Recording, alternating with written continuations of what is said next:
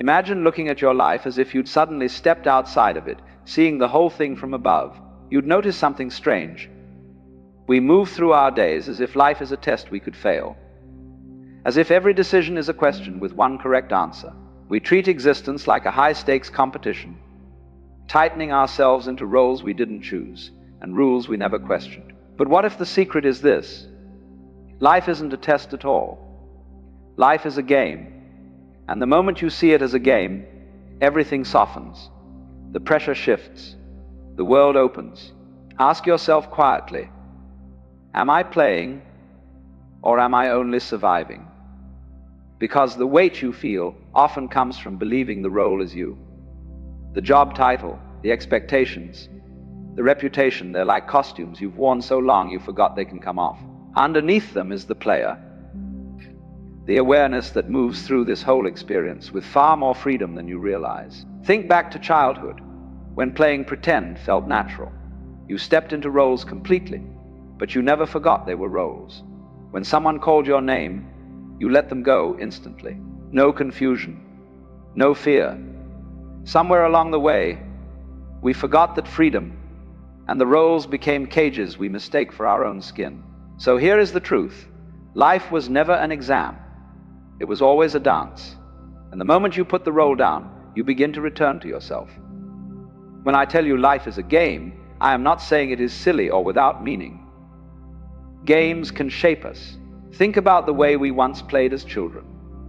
How we threw ourselves into every moment with full presence, full heart, yet somehow held it all lightly.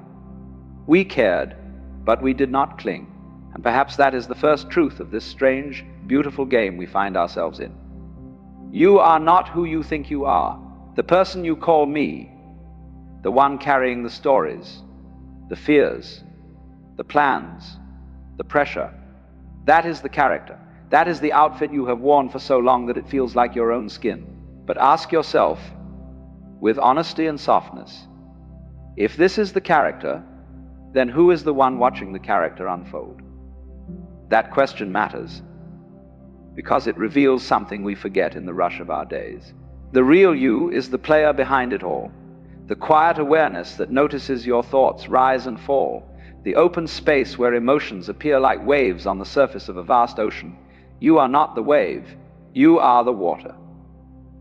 You are the stage on which the entire drama of your life is unfolding. And when you begin to see this, not just as an idea, but as a lived truth, something eases. You realize you have been like an actor who got lost in the script, who forgot he could step off stage, breathe, and remember himself. You remember that you are not trapped in this role. You can play it with skill, you can move through it with grace, but you do not have to be confined by it. You can choose yourself again. You can loosen the costume, soften the performance, and return to the person underneath. The player, the witness, the one who was free long before the character ever appeared. There is a subtle, almost whispered rule in this strange game. We are all caught in a rule so easily overlooked because we are too busy trying to win to notice it. This isn't a game with a grand finale, no ultimate prize waiting at some distant finish line where you finally collapse and call it victory.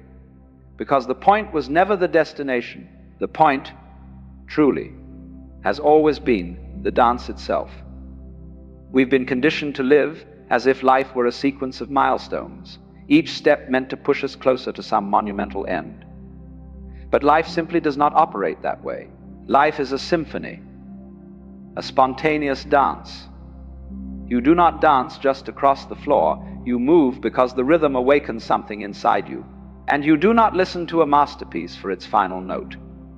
You listen because every moment of the melody reaches into your soul and stirs it. Yet somewhere along the way, we twisted life into a relentless race. We tear through childhood, desperate to reach adulthood. We sprint through school, focused only on landing a career. We grind through our professions, holding tightly to the hope that retirement will finally offer peace.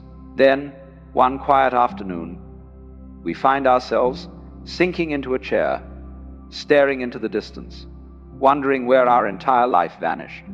We were so fiercely focused on arriving somewhere else that we missed the only real place we ever inhabited. Right here, this precise moment, this very breath, Not some elusive tomorrow, where happiness supposedly waits.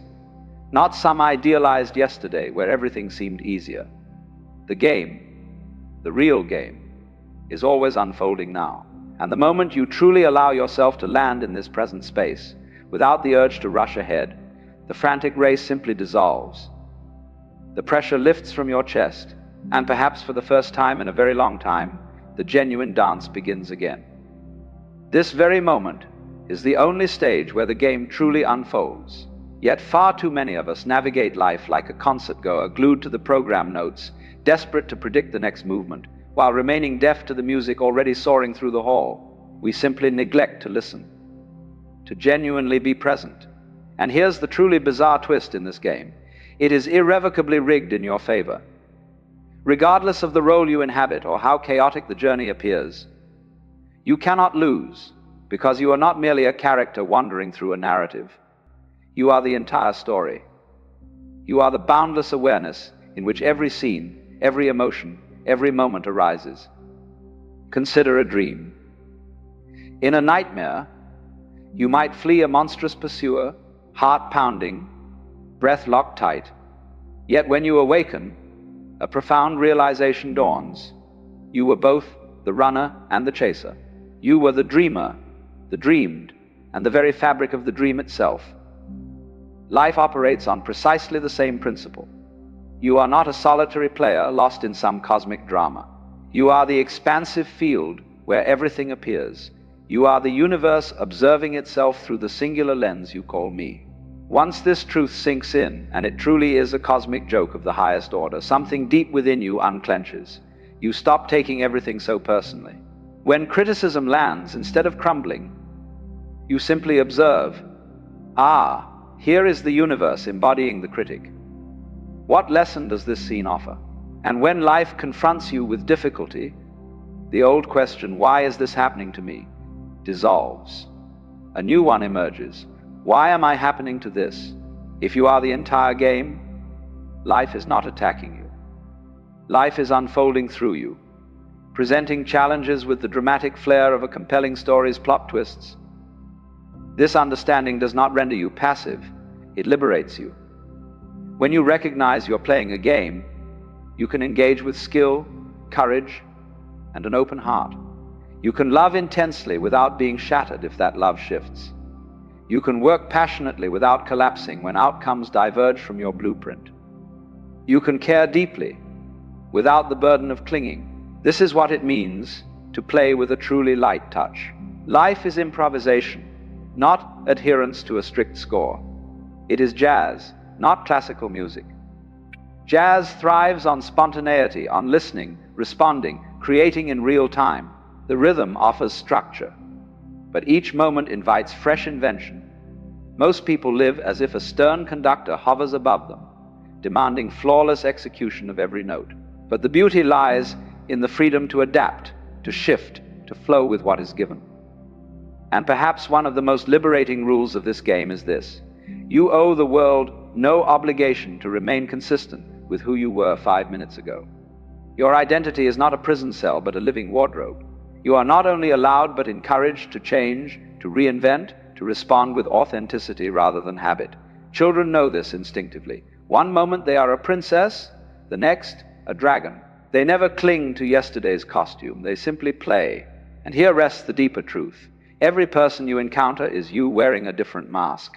That difficult colleague, that unexpectedly gentle stranger, that relative who tests your patience, they are all facets of the same expansive awareness, exploring itself through countless expressions. When this insight settles, compassion arises naturally, not as pity, but as recognition.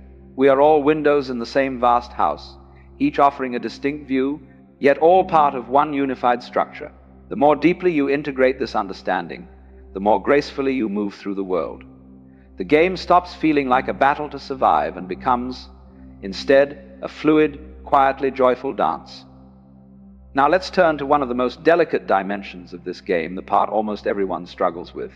How do you navigate suffering? How do you keep playing when life feels as if it has turned against you, dealing you what looks like a losing hand? The first truth to recognize is this: suffering is not the same as pain. Pain is woven into the fabric of being human. You stub your toe, it hurts.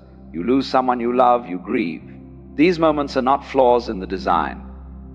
They are part of what makes the game rich, textured, and deeply alive. Suffering, though, is something entirely different. Suffering is the story we attach to pain. It is the inner resistance, the mental wrestling match, the insistence that life must be different from what it is. Pain simply says, "This hurts." Suffering adds, "This shouldn't be happening. This is unfair. This means something terrible about me or my future." Once you see the difference, a quiet freedom opens. You can feel sadness without punishing yourself for not being happy. You can face challenges without casting yourself as the victim in some tragic script. You can encounter setbacks without weaving a dramatic tale about your life falling apart. It is helpful to think of it like weather. Rain comes, sun comes, storms roll in, then drift away. The sky never resists the rain or clings desperately to the sunshine. It simply allows the weather to move through. Your inner life works the same way. There will be days of clarity, days of confusion, moments of joy, moments of grief. None of them are permanent. They are the shifting weather patterns of consciousness. And when you stop fighting the clouds, something beautiful happens. You remember that you are not the storm. You are the open sky it moves through. There is another quiet rule in this strange game we are all playing, and it can save you more energy than you realize. You do not need an opinion about everything. You do not have to stamp every moment as good or bad, right or wrong. Sometimes the wisest response is simply to say, "How interesting," and let the moment drift by without assigning it any duty. We have been conditioned to evaluate constantly, to live in a running stream of commentary, as though the world required our approval before it could continue. But this endless judging is exhausting. It is like being a movie critic, so focused on analysis that you forget to watch the film itself. There is immense freedom in simply observing, simply experiencing, simply being here without taking a position on every passing detail. The skillful player learns to hold their preferences lightly. They enjoy what they enjoy, but they do not cling. They can savor a favorite meal without collapsing when it is not available, because life always shifts the scenery just when you think you have memorized the script. The moment you settle into a role, the game asks you to try another. And if you stop resisting these changes and begin to welcome them, you will discover they are precisely what makes the game worth playing. Imagine a chess match where every move is predictable, or a film where every twist is obvious from the opening shot. The vibrancy disappears. The unexpected is what keeps life alive. When you release your grip on total control and cultivate a taste for surprise, frustration loosens. Life becomes less of a problem to solve and more of a story unfolding moment by moment. One of the most liberating insights you can discover is that there are no real mistakes, only experiences. What we call failure is simply an experiment with an unexpected result. What we call success is an experiment that surpassed our hopes. Every stumble, every breakthrough, every detour is just another data point in the grand laboratory of being human. A child learning to walk does not see falling as evidence of inadequacy. They rise, steady themselves, and continue. But somewhere along the way, we begin interpreting every stumble as a judgment on our worth. Imagine living with the innocence of that child. Imagine treating every mistake as information, every setback as feedback. The weight of self-judgment you have carried for years would begin to dissolve. Here is another unexpected truth. The best players often appear to be hardly trying. They move with an ease that feels almost miraculous, not because they are careless, but because they have learned to align with the natural flow instead of resisting it. It is the difference between swimming against the current and letting the current carry you. Both require awareness, but one restores your energy instead of draining it. Understanding the currents of life does not make you passive, it makes you wise. It teaches you when to act and when to wait, when to push and when to yield. The ancient Chinese called this Wu Wei, not inaction, but action that fits the moment perfectly. Like water flowing around a stone, adapting effortlessly, shaping the world without force. This is the power of the gentle approach, the light touch, the art of responding rather than reacting, of working with life instead of wrestling against it. And another essential skill in this game is learning to play many roles without forgetting the one who wears the costumes. Each role has its own rhythm and tone. The masterful player moves between them with ease, firm in one moment, tender in the next, without losing their center. Authenticity is not rigidity, it is responsiveness. It is the quiet recognition that you can embody many characters without ever forgetting who you are beneath them. When you understand this, life stops feeling like a rigid exam and becomes something fluid, playful, and deeply alive, a stage where each moment invites you to explore another facet of the vast being you already are. Now, let me share one of the most astonishing discoveries about this game of life. The rules are not fixed. They are not carved in stone. They shift and reshape themselves in direct response to how you choose to play. And this is where the magic begins. Life is not a rigid board game. It is a living improvisation, a spontaneous collaboration in which the rules evolve in real time through your participation. Your choices, your attitudes, your ways of being, all sculpt the world you walk through. Approach life with fear, and you will meet scenes that reflect that fear. Approach it with curiosity and openness, and possibilities emerge where you least expect them. See yourself as the victim, and life will hand you villains. Step into the role of the hero, and you will discover strengths you did not know you had. This is not naive optimism. It is the recognition that consciousness is never passive. You are not merely watching life happen. You are helping create it. Your attention, your awareness, your choices, they are all active ingredients in the unfolding of your reality. And here is one of the most beautiful features of this game. Everyone can win, not by defeating anyone else, but by playing with sincerity and presence. When you are genuinely joyful, you spark joy in others.